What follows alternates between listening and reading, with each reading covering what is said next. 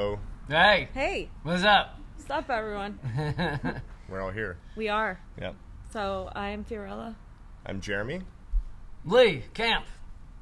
And, so how has it been so far? I know you've been all over the place since you got here. Yeah, I'm doing these live shows here, taping a new special, and it's been great. Last night was amazing. Thanks to some of you for being there, and special guests were Jimmy Dore and Abby Marr. It was a fun night all around. Yeah, that's what I hear. I'll be going tonight, so... Well, damn it. Why weren't you at both nights? I'm sorry, you know. No underachieving in this movie. I know, Yeah. I know. I just wanted to kind of ask you, you know, you've discussed a few things on your show that Jeremy was telling me about as well.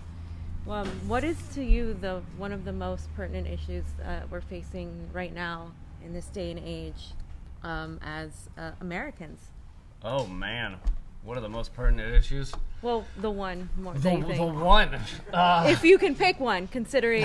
Which means none of the other ones matter. Right. So you're endorsing one. Unfettered capitalism crushing the world.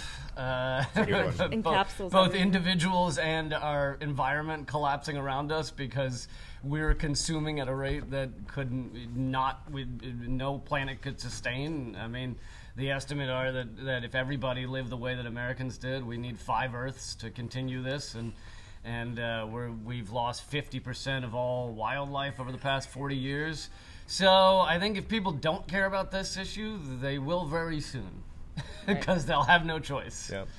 As it starts to impact them personally, and the more privilege, it'll take longer, but it will eventually. Well, and it's funny how these things intertwine. Like, you may not realize, homelessness and forest fires, what's the connection? But I saw in the paper, it was actually USA Today, I think it was a national paper, but it was talking about Los Angeles, saying that there was a forest fire caused by a homeless group of people up in Beverly Hills that were living in the woods. And so then their burner, that they were using sets the woods on fire and threatens the rich people homes. And all of a sudden the rich people are like, why are the homeless people living in our woods? And it's like, well, because inequality's gotten to such an extent that you have these situations. But of course the woods wouldn't be that dry without climate change probably. So these things all end up intertwining. Everything's connected. And if we don't solve the issues at the root of the problem, we're always going to keep giving Band-Aid solutions. And then we're just always going to be behind. Yeah. And, especially here in California, homelessness is a huge issue, and it's stemming from rent prices. They just keep skyrocketing. The wages aren't high enough here. We pay so many taxes. The roads are like shit. There's like high-rises going up all the time with no affordable housing. Gentrification. There's high-rises being built here on Wilshire with people sleeping outside, and they're empty. No one's inside of them. They're empty. Well, at least there's no traffic. Yeah. Yeah. And it's like... to add to it all. No. A few years ago, when I moved here, you didn't really see the tents, and now there's tent cities, and now they're making it a crime to even sleep in your car. Yeah. Yeah, I talked about that on the show last night a little bit, that they're making it illegal to be homeless, really, and to help the homeless, as if that somehow, it solves the problem. Really, all it does is try to push it more out of sight. If we can really get the homeless people living off on the far side of town, then those of us that are making a living won't have to actually see them, and if we don't see them, then it doesn't exist. Right. It's a laughable solution, and making homelessness illegal is really horrific, because people without IDs and people without money, they get put in jail for nothing infractions, sleeping out somewhere or something, and then they can't get out because they don't have the means to get out of jail. So it really is punishment of just being exploited by our system. Yep. And there's no escape. Yeah, you're right. You get into the system, and then you have the bail system. You have people with felonies that can't vote, can't get a job. And there's no escaping it. It's just cyclical. It keeps you trapped. So how do we solve this problem? And I think one of the things that would help a great deal is universal basic income. And especially with the rise of automation, especially with the rise of machines doing the work that humans once were able to do, I think that's definitely something that people might think is a radical, leftist, crazy, utopian idea. But I think if human beings are able to focus their energies on creating something and being more productive to society, then you could use potentially those robots to do something simple. It's just a matter of transitioning into that. That's going to be the problem. Yeah, you're right that these jobs are all going to go away very quickly because technology increases exponentially. So there are now bots that can diagnose people better than a lot of doctors can. So it's not just the kind of hand jobs that are going to disappear. It's academic jobs that are also going to disappear, and like high level jobs are going to disappear. So in terms of universal basic income, some people are opposed to that, not because of the right-wing idiot talking point. You can't give somebody something for free, but some people are opposed to it because some of the kind of big capitalists have come out in favor of it, like Zuckerberg and Elon Musk have said universal basic income. So you're seeing that more and more, that billionaires are saying, it's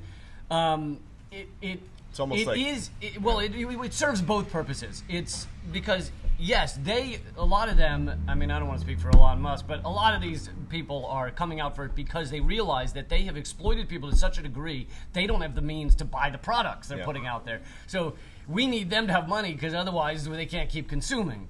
So they want them to have money. But on the other side, it also is helping, it would help a lot of people immediately. Like, it would help people be able to get health care and housing and all these things. So it's like, yes, I understand that people are like, I don't want to do anything that the rich want so that they can, exploit us more. And I get what they're saying. But at the same time, I think that this is a step in the right direction of realizing that people shouldn't have to work so hard to survive. Yeah.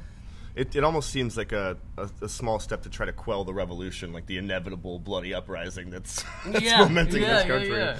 Like, just give them a little bit of something, they'll calm down. What's the quote? If you make revolution, if you make a peaceful revolution impossible, violent revolution is inevitable. Yeah, that was popular in Philly. I crowdsourced. And to talk on automation a bit more. That's the trend. It's not going to go away. It's not going to stop. It's not going to slow down. Like you said, exponentially. And even areas, like, we can use technology and automation to fix some of the wrongs that we've done. There are this team of drones that can plant 100 trees in a day. And they plot out, one plots out the land, the other one goes down and plants a seed per, a hectare or whatever the tree needs. And it just plants 100 trees in a day. That's amazing. Yep. And what's stopping that kind of thing from blossoming more is that corporations lock down technology, they lock down intellectual property into a for-profit jail so that things that aren't designed for profit don't get done, or they get done a lot slower. Whereas all this technology, you're absolutely right, could be used to save us from ourselves. It could be used to plant trees. It could be used, the technology that we now use for Uber and Lyft could be that everybody in a certain mile radius has this app on their phone, and hey, we're all going to work at the same time. Let's carpool with somebody you don't know, and nobody's getting paid for it. Yeah. It's just us sharing a car. But that makes sense. But the reason that app doesn't exist is because everything's locked in a profit jail. Technology is getting locked down in a corporate profit jail, and it will kill us. And you're forced to do it. Like, many people here do work as Uber and Lyft drivers because it's one of the only ways they can make money and still do, like, a lot of people are artists and do their creative things or do whatever they do, and it's like, so their boss is an app. Well, and even that is a fraud because they're basically Uber and Lyft right now. First of all, they're not profitable. Their money is coming from venture capital that's flooding in, and once they put out of business cab companies and public transit, then they'll be heavily profitable. So right now, it's like the early years are designed to just crush cab companies, unions, public transit, and on top of that, an MIT study came out showing that. Initially, he said 30%. Then he was pressured by Uber, and he brought it down to 8% of drivers lose money. They're losing money, meaning they're paying Uber to put somebody in their car to fart as they drive around. It's basically we've been tricked by the algorithm to think we're making money. Yep. No, I met one guy who had cracked the code, and he had the two phones, an Uber and a Lyft phone, and he was constantly just piggybacking rides, like taking 2 at a time. The only person I've ever seen that actually could turn a profit. Wow, on that takes a lot of thought. And that's like a full-time, like, you know, what am I going to do? So because they're using, more and more apps are doing this, they're using infrastructure that either you own yourself, like your car, so you paid out to buy that car, or they're using infrastructure that society has built, but they're not paying into it.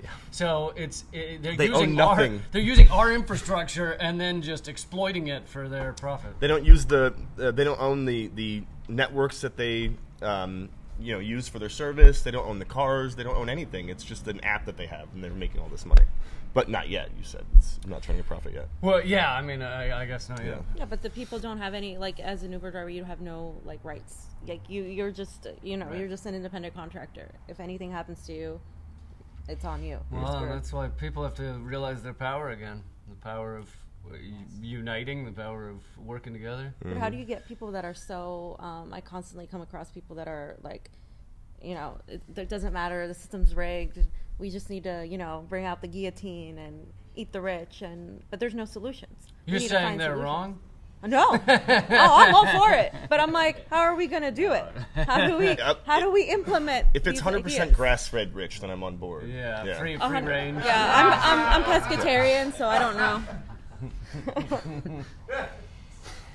It's like we're fighting against a very understandable feeling of an inability to change things, right? And this movement with Bernie Sanders back in 2015, 2016 is what ignited some people. But even after that, after the rigging of the primaries and after the fact that the Democratic Party doesn't admit to it, people feel like it doesn't matter. They kind of did admit to it. Because and then in they court, backtracked. In court they had to say, well, look, we legally have the right to rig our primaries. Yeah. Their lawyers literally said we could go into a smoke-filled room and pick the candidate, and that's our right. And then as the lawsuit proceeded, they said that's our freedom of speech right to rig our primaries. Wow. So there you go. There's an admission. Maybe we should just all sit down and redefine the rights that we have and figure out like exactly where they lie, because that's always misused. The Second Amendment's always misused. It's crazy. Yeah, and unions right now are losing power with Janus versus AFSCME because in that Supreme Court case that's to be determined, it's basically going to make every single state a right-to-work state. And coming from a right-to-work state, means... right to work for less. Yeah. You got to be careful not to use their terminology. Right to toil. They make it sound like it's a good thing because the majority of Americans don't read the fine print, and they're like, oh, right to work? Yeah, I should have the right to work. And a lot of the stuff has been carefully decided, what terms to use, and if you get the other side using your terms, then they're helping you in the manipulation. Yeah. It's wild. Speaking of another job that should probably go the way of the dodo, the police force. You talked about the... Can we have a moment of silence for the dodo, though? Yeah, the dodo. I didn't mean to impugn the respectability of the dodo by comparing it to the murder squad. You talked last night in your show about... There's still tickets left, folks. Yes. Oh, if you're in Los shameless Angeles, plug. Yeah, I'm terrible at come to Lee's show tonight. Lee, Jimmy Dore, is Abby coming back tonight? Yeah, Abby will be there. All right, Abby's going to be there. Abby Martin. And, it's an amazing show at the El Rey. It is literally 2 blocks down from here. It was a really, really fun time. Lots of laughs. Lots of great people showed up. It is getting close to sold out. So if you're online right now and you want tickets, it's go to leecamp.com and click the schedule tab, and that'll get you to the tickets. Perfect. And then at that show, you'll hear this awesome joke that Lee made about, well, not joke, it's really just a kind of a depressing observation. But he makes it sound better. So. Would you like to come down to the El Rey for some depressing observations? Get a good cry going, Then we'll be there for you. You talked about the police and the origins of the police, and I'd like to hear a little bit about that here, because I had never heard this before. Yeah, I mean, we kind of, our social engineering has made us think that, you just have guys with guns wandering the streets at all times telling you what to do and not to do, and if they seem upset with what you're doing, then they pull out a gun and arrest you and possibly shoot you more often if you're black. Now, that is not actually how society has always been set up. Our current police force, it goes back to the days of slave patrols, which was a group of white guys walking around making sure there were no slaves that had gotten loose, and it's kind of grown from there. And you know, this doesn't mean that a policeman or woman never does anything positive. That's not the point. The point is that most of, and the numbers, there's a great book, End of Policing. I had the author, Professor Alex Vitale, on, redacted tonight, and he talks about the fact that most of what cops do, the average cop makes one felony arrest a year, if that.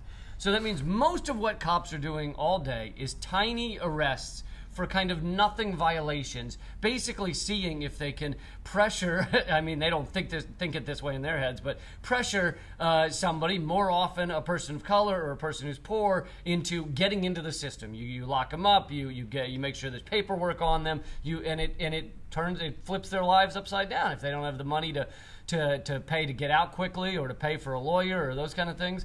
So it really is just a system that's designed to protect the property of the rich and also perpetrate the illegal drug war, which Nixon's aide Ehrlichman said in the 90s. He finally admitted to his biographer that, yeah, we knew that Nixon had two main groups of enemies: black people and activists or hippies, and we could upend both communities by arresting them for kind of small drug charges. So the drug war from the beginning was designed to upend communities of color and activists, and it's worked like a charm. Oh, yeah. It's still working, and that's why they won't decriminalize anything over here. Whereas in other countries in Europe, like the Netherlands, you can go and, you know, find mushrooms at the store. You can find anything, and they don't have a for-profit prison system. It costs the same amount of money to be locked up in California prison for 1 year as it costs to go to Harvard. The fact, and it's like, oh, and they claim they don't have money. We don't have money for health care, but we have money to lock people up. Oh yeah, trillions of dollars missing from the Defense Department budget. But no, we can't have health care. We can't have education. We can't have housing. Where'd you put it? I don't know. It's under the couch. There's a massive couch cushion at the Pentagon. It's got trillions of dollars. Princess in the Pea type situation. Yeah, and a lot of these states sign contracts with the privatized prisons, requiring the state to have a certain number of people in the prison. So Kamala Harris. They basically have to find ways to lock them up, or else they aren't filling the prisons, and then they are violating their contract with the privatized company. Oh, man. How do we get a contract with them instead? So they could, you know, adhere to us instead of the freaking prisons. Do we need millions and millions of dollars? I think elections are supposed to be our contract with the the politicians. Can we turn the prisons into a gulag for our political dissidents? That's what I want to know. Yeah, what, Gitmo? Yeah. We got Gitmo. We got plenty of those. Jeez. But it's like, if we were to actually find a solution, the solution would be to also do drug rehabilitation instead of drug. Yeah, you know. And there's examples of it. There's examples of this, like you know, I liked Michael Moore's last movie talking about which countries are doing this right, correctly, and let's steal ideas from them. So that which country to invade next? He's talking about which do we take these ideas, and for the drug, you know, decriminalization, he points to Portugal, where they've decriminalized all their drugs, and their overdoses, which were one of the highest in Europe, are now the lowest in Europe. Wow. It's something like 3 per million, whereas in like West Virginia, it's like 141 or something. It's like, whoa. It's crazy. 115 people die a day from opioid overdose in America.